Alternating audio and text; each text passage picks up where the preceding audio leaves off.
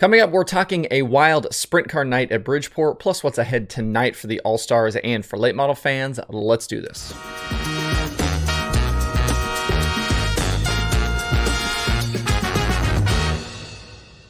Today is Thursday, April 21st, 2022. Welcome into Dirt Tracker Daily. I'm Justin Fiedler. We'll start with last night's sprint car show at Bridgeport Speedway in New Jersey. This was the second time they did this Invasion of the Posse event, and we again ended up with a solid field of cars, like we talked about yesterday, and a really entertaining feature. Brent Marks started on the outside pole, and even though Anthony Macri chased him throughout the duration, Marks was on his way to the $7,500 score, but disaster struck on the last lap. Out of turn 2, Marks slowed suddenly with broken gears, and Macri had nowhere to go, tagging the rear of the 19 and going for a 360. Macri was able to keep the car running, though, and when the dust had settled, he was still the leader. On the restart, Macri got away and claimed the victory. It was a big-time heartbreak for Marks, and his crew chief Heath Moyle posted photos of these shredded gears on social media. Just a terrible break on the last lap of that race. The win for Macri was his third straight going back to last weekend. He won Friday at Williams Grove, Saturday at Port Royal, and then again last night. Kyle Reinhardt ended up second after starting on the pole. Justin Peck went from tangling with the lap car of Linton Jeffrey all the way back to third. Christopher Bell was fourth, and Freddie Raymer completed the top five. And NASCAR driver Alex Bowman was 10th in his Ally sprint car. Bell and the Swindell Speed Lab crew had an eventful night as well. They didn't get a qualifying lap complete because of engine issues and had to battle through all the way to that eventual fourth place result. I do have one gripe from last night, though, and this happens periodically through the season across the streaming platforms. I'm going to pick on Flow Racing here just because it happened last night, but this happens on Dirt Vision and plenty of other places as well throughout the year. When there's no timing and scoring data on the screen during the broadcast, I feel completely lost, and I don't know if I'm alone in that if you feel the same way. I know there are often technical reasons why we don't get that data. There are issues with loops, and sometimes timing and scoring is doesn't connect well at the track. I get that there are obviously issues with this stuff. And I also know that broadcast didn't used to have timing and scoring information, but there's a reason why we added it. I feel like often when you're being shown one battle on the screen and the announcers are talking about another battle and then there's no scoring, it becomes really difficult to follow exactly what it is you're watching. The announcers are calling the action for the racetrack, so they have no real obligation to keep the viewers kind of updated and to talk about it like it's being watched at home. And I think one big issue with all of this is lap count. Unless the announcers are mentioning it, there's literally no way to know where we are in the race. And I know it's not a huge problem, but I do think it's something that needs to be addressed going forward, and I think minimized for the future. It's really kind of distracting and off-putting when you don't have that timing and scoring data on the screen. And I think in an age where we have Formula One literally doing live in-race battle predictions thanks to AI, we need basic timing and scoring in our dirt racing broadcasts. Before we take a look at what's happening tonight, I have one quick news item from yesterday. The World of Outlaws Sprint Car Series show from a few weeks ago that was supposed to happen at Lawton that was postponed has now officially been canceled. The series and track were not able to find a suitable makeup date for this year. Fans with tickets will get a credit on their account, or they can request a refund by May 20th. If you have tickets to that show and want more info, head over to worldofoutlaws.com.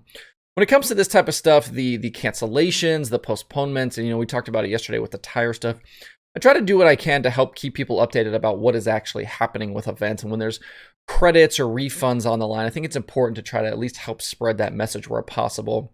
I think too often people kind of get screwed over by these refund situations. And if I can help you at least get an opportunity at that, I certainly want to do that on the show. If you're in the Northeast and want more sprint car racing after last night's Bridgeport show, you are in luck. The AllStars are headed for Pennsylvania this weekend, and the 3-race stretch starts tonight at Bloomsburg Fair Speedway. They then head to Williams Grove on Friday and Port Royal on Saturday. Tyler Courtney leads the series to Bloomsburg Fair as the points leader, and this will not only be the first trip to this track for the AllStars, it will also be the first 410 sprint car show to be held there. So everyone from the All-Star regulars to the Central PA guys they'll face will be on equal footing tonight. With just 2 race nights complete, Sunshine leads over Hunter Schoenberg, Greg Wilson, Cap Henry, and Bill Baylog. Things will change rapidly, though, from night to night with things tight and drivers moving up and down. Obviously, only just a couple of races means things will change a lot.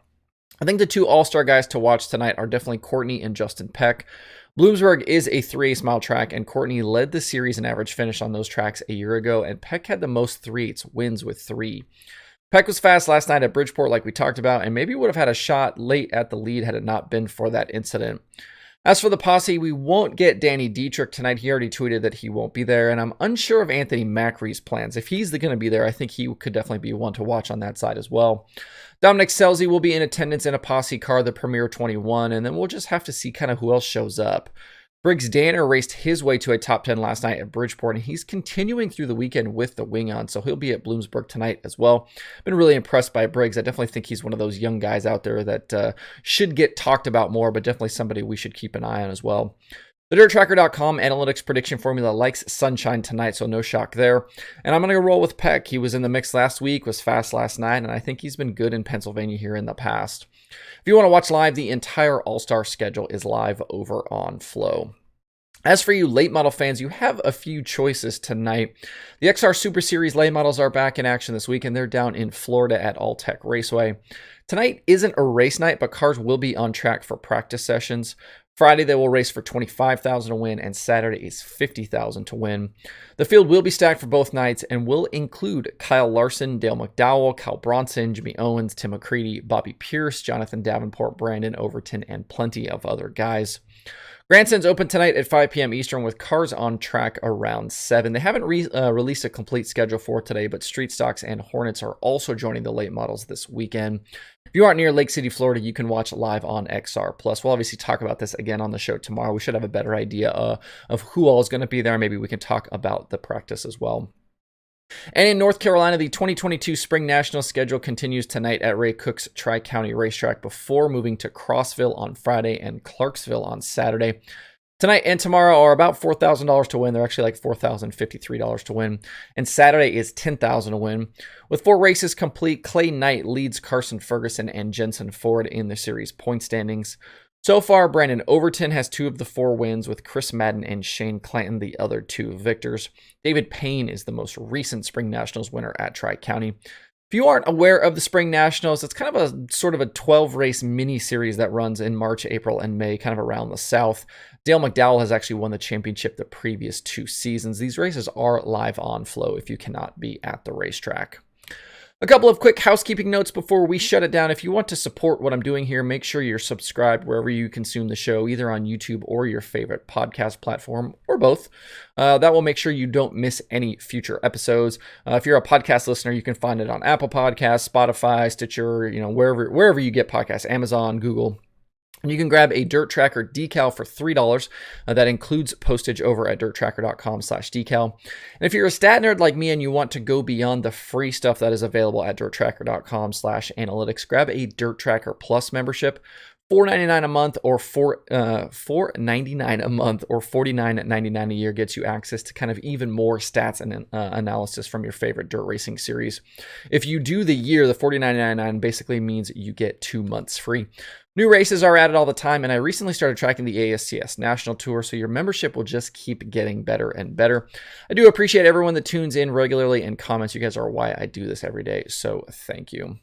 There are 4 shows on today's streaming schedule. Flow Racing has the All-Stars from Bloomsburg Fair and the Spring Nationals from Tri-County, plus Flow 24/7. And XR Plus has the first night of the Florida Dirt Nationals. To see the full daily streaming schedule with links to watch, visit dirttracker.com/watch tonight. That's it for the show today. Have a good Thursday. If you have thoughts about the topics on today's show, please leave them in the comments below or tweet at me. Thanks everybody for tuning in. We'll see you tomorrow for more Dirt Tracker Daily.